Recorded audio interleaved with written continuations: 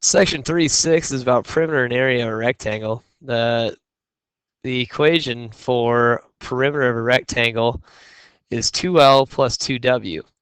And the reason we get that equation is because we know from a rectangle that the opposite sides have the same length of each other.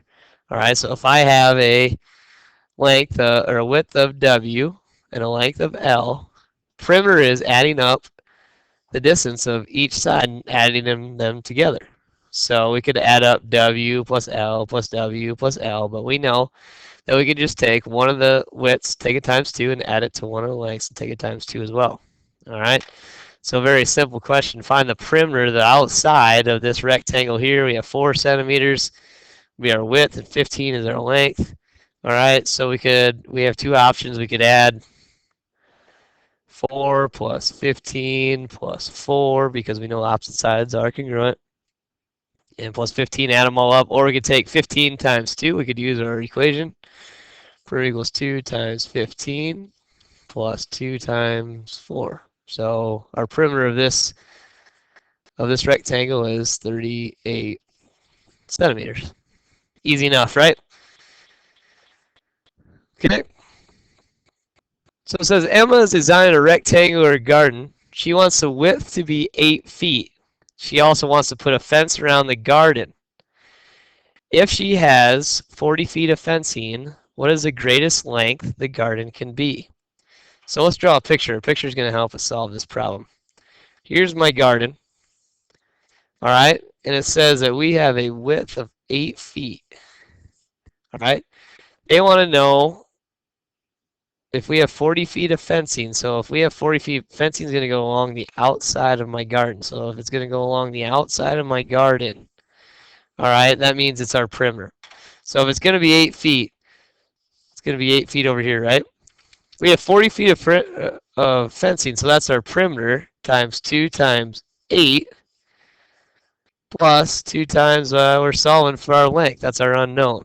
That's what they're asking. What is the greatest length? So length is our unknown. So we've done two-step equations for, so we could say 40 equals 16 plus 2L. And we could subtract 16 and subtract 16. And we could divide by 2 and get our length to be 12 inches. Or 12, not 12 inches, 12 feet.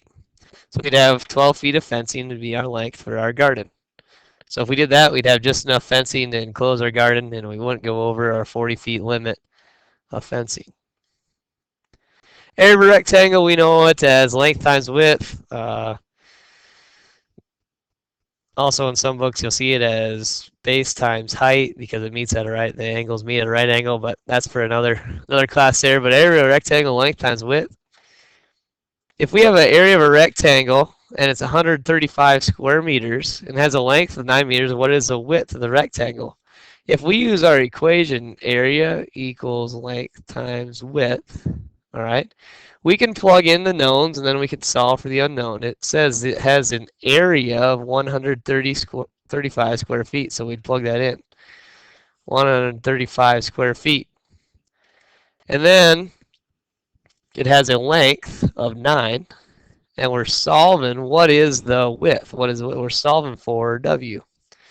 So we know how to solve equations like this. 135 equals 9 times W. Well, to undo our multiplication, we divide, right?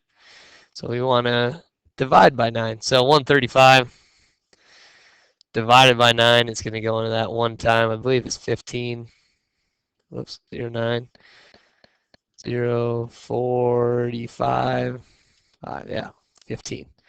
So our rectangle is going to be 9 by 15. It's going to have a width of 15. So W equals 15. Hope this is pretty easy for you. If not, I'll answer your questions in class. Here's your assignment, and we'll see you in class.